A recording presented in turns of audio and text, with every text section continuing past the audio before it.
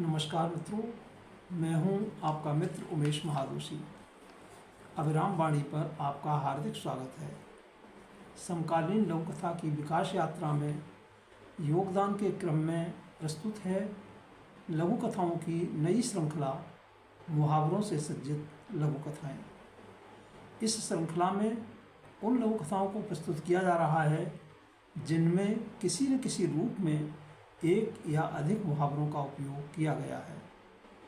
इस कार्यक्रम में प्रत्येक रविवार को एक या दो लघु कथाएँ प्रसारित की जा रही हैं।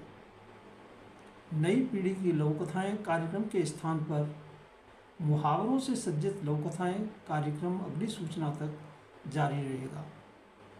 यद्यपि इस श्रृंखला का प्रमुख उद्देश्य लघु कथा साहित्य में मुहावरों और कहावतों के उपयोग को रेखांकित एवं प्रोत्साहित करना है, तथापि हमारा प्रयास है कि मुहावरों से सज्जित लघु कथाएँ सामान्य लघु कथा की विशिष्टताओं से संपन्न होने के साथ सामान्य पाठक की समझ और पसंद भी बन सकें।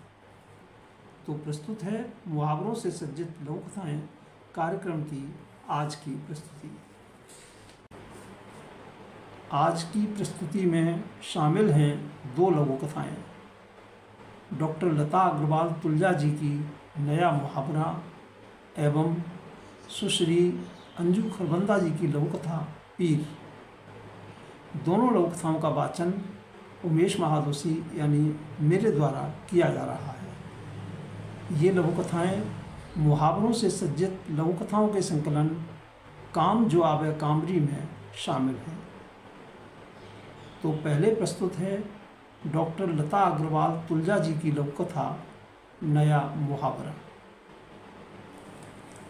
आज टीचर ने मुझे होमवर्क में चूड़ी पहनना मुहावरा वाक्य में प्रयोग करके लाने को दिया है, जरा समझा दो।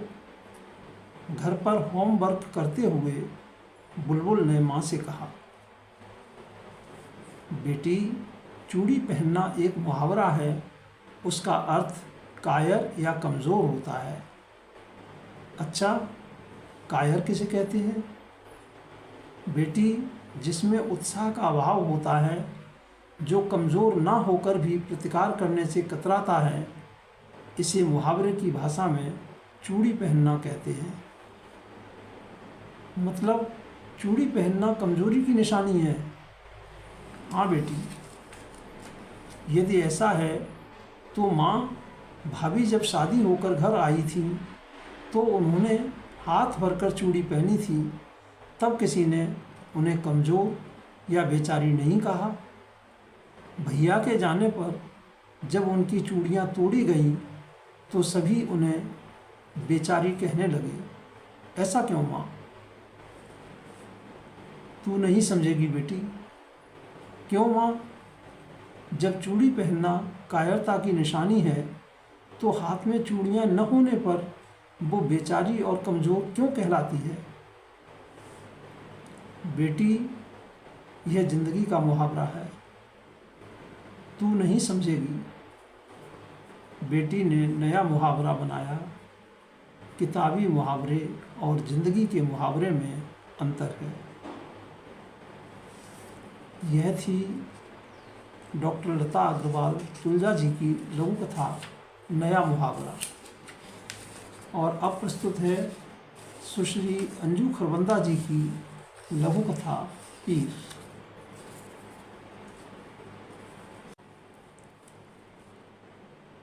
तुम लोग फिर आ धमके। अरे, हर वर्ष तो तुम बड़े प्रफुल्लित हो उठते थे हमारे आने से, अचानक इस वर्ष क्या हो गया? हाँ, होता था प्रफुल्लित, करता था बेकरारी से इंतज़ार। तुम्हारे आते ही वीरान वादियाँ जो गुलजार हो उठती थीं, उदास फिजाएँ जो महकने लगती थीं, पूरे बरस शून्य ताकते निरुत्साह दुकानदारों के चेहरे पर उत्साह की रंगीनियाँ जो छा जाती थी माने। सीने पर एक भूसा सा पड़ा, उसके इन शब्दों ने पर्यटकों को स्तब्ध कर दिया। पर उनके प्रश्न पर ध्यान दिए बिना वह अपनी ही रॉ में बोले चला जा रहा था। और इस इंतज़ार के बदले मुझे क्या मिला? कूड़े के ढेर, प्लास्टिक की खाली बोतलें, चिप्स के रैपर और कहते कहते पर्वत की सांस उखड़ने लगी और जुबान लड़खड़ाने लगी। जाओ, चले जाओ यहाँ से, स्वार्थी कहीं के। मैं बेवकूफ़ असरफियाँ लुटाकर कोयलों पर मोहर लगाता रहा। तुम खुद तो रोगी जीवन जीने के आदी हो और आज मुझे भी रोगी बनाकर छोड़ा तुमने। एक पल को रुका और विरक्त स्वर में आक्रोश से भर बोला, अब तुम्हारे आने से यहाँ रौनक नहीं, मनहूसियत फैलती लगती है। सुश्री अंजू खरबंदा जी की इस लघु कथा पीर के साथ हम लेते हैं आपसे विदा। आगामी रविवार को फिर मिलेंगे। मुहावरों से सज्जित लघु कथाएँ कार्यक्रम की श्रृंखला को आगे बढ़ाने के लिए आप अपनी नियमित योजनाओं में सफल हों, जीवन में भरपूर ऊर्जा और उत्साह से आनंदित रहें। हार्दिक शुभकामनाएं। नमस्कार मित्रों।